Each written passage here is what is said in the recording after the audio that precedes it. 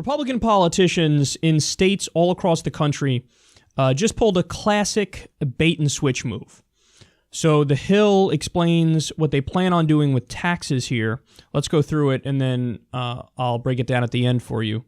Legislators in some of the nation's most conservative states are considering new ways to boost revenue, including tax increases. After years of deep cuts, with legislators returning to capitals across the country this week, key budget negotiators are considering a range of ways to boost revenue, including higher gas taxes, sales tax on internet purchases, new fees, and even lotteries. It is a reversal in many ways of recent trends toward deep tax cuts, led by states like Kansas, where Governor Sam Brownback and the Republican-dominated legislature slashed rates on individuals and businesses in hopes of spurring economic growth. Kansas now faces a $350 million budget hole this year and a likely $600 million gap next year. They say other states who are planning similar tax increases, and remember, this is Republicans in control here, and they're considering tax increases. Tennessee, Arizona, Missouri, Oklahoma, Mississippi, Nebraska, many of them also have giant budget deficit problems. So it's funny because, look, the Democrats have warned Republicans all along. Don't do it, don't do it, don't do it, don't do it, don't cut taxes for the rich, don't cut taxes for the rich, don't cut taxes for the rich, don't cut corporate taxes, don't cut business taxes, don't do it, don't do it. And the Republicans are like, why? We're going to do it, and what's going to happen is we're going to unleash the beast of the free market and the capitalist system, and then we'll actually have an increase in revenue to the government, because even though they're paying a lower rate, there will be so much more wealth creation that there will be a net increase in the money coming into the government. Well, guess what? They tried their philosophy, and it didn't work. The opposite happened. So they cut business taxes, they cut taxes on the rich, and it just blew a giant hole in the deficit. So they were wrong. But now, where does the bait and switch come in? The bait and switch comes in here. The kinds of tax increases that they're going to do. Higher gas tax, higher sales tax, tax on internet purchases, new fees, and potentially lotteries. So, who do those taxes affect? Middle-class people and poor people. So notice what they do. Classic Republican bait and switch. Scream about how we're the party of tax cuts, we're the party of tax cuts, we're the party of tax cuts, we're the party of tax cuts. Middle-class people view that as, they're talking about me. They're going to cut my taxes. I work hard. I think I pay too much in taxes. I need to keep my own money because I got to put food on the table, pay these damn light bills. So people vote for them because that's a promise that seems like it's going to affect them in a positive way. But who do the Republicans really cut taxes for? They cut taxes for big business, and they cut taxes for the rich. So when they scream about how they're the party of tax cuts, they ain't talking about for you, bitch. So they cut the taxes for the people who don't need it cut, for the well-off, for the businesses. And then when they blow the hole in the deficit, they turn around and go, oh, we got to increase your taxes. We got to increase taxes on the middle-class people and the poor people because what are we going to do? There's this giant deficit, and we got to fix it.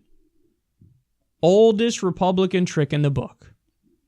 Scream about cutting taxes, only cut it for the rich, and then when the going gets tough, raise taxes on you. Raise taxes on the middle class and the poor. All these taxes that they're planning on increasing, these are regressive taxes. So what happens is you take a bigger chunk of, this hurts the little guy way more than it hurts the rich. So it's not like they're saying, oh man, we really got to raise taxes, and obviously what we're going to do is raise taxes on the income tax rate for the rich. Obviously what we're going to do is we're going to increase corporate tax. Nope, they don't say that at all. It's always taxes that affect the little guy much more. So look, I warned you about it. Every time the Republicans say they're the party of tax cuts, the Democratic response should be, no, we are. We are. Because last time I checked, cutting taxes for 90% or even up to 95% of the American people and only raising taxes on the top 10% or 5% of people, you're cutting taxes for more people than the Republicans who want to cut the taxes of the top 5%, maybe 10%, and want to either keep taxes the same or raise it on 90 to 95% of people. And obviously with the Democrats, you get more for that money too. because, they'll have taxes lower on middle-class people and poor people, and then they also don't want to slash the social services and the social safety net programs. The Republicans do. So, God, it drives me nuts, man, because they just don't give a shit. And I'm not saying the Democrats are great, because they're not. They're also a giant sold-out party, but they're not as bad as these fucking cretins. I mean, that's such a gross move. You cut taxes for the well-to-do, and then when there's a giant explosion in the deficit, they dump it off on you, and they increase your taxes. This is similar to what happens with the Wall Street crash. So you have, all of these companies on Wall Street make horrendous decisions that bankrupt themselves. And then the government rushes in and goes, we have to save the economy. And in order to do that, these rapacious price gouging institutions that committed fraud on you, we have to bail them out. So they make terrible decisions. They tank their own companies. They built that. And then regular people have to rush in and use our tax money to bail them out and prop them up. There's no bailout for the people. They're getting kicked out of their houses. They're getting foreclosed on. But tax money goes to bail them out. It doesn't bail out regular people. Same thing here. Oh, we got to cut taxes. Oh, let's cut taxes for the rich. Oh, now there's a giant hole in the deficit. I guess the people have to bail out the deficit. I guess regular people have to have their taxes increases, not the rich. Never the rich, never the powerful, never the connected, never the corporations. Never. Oh, it's always on you. It's always on you to step up to the plate and fix everything.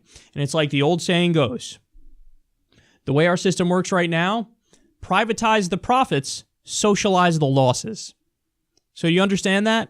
When times are going well, corporations take the money that they're making and they, shove them in tax havens overseas and they don't even pay taxes on it. When things are going bad, taxpayer rush in, bail them out. So there's never a system that's created that's good for the little guy, good for the regular guy. It's constantly, perpetually, repeatedly screwing you and helping them. It's time to change that.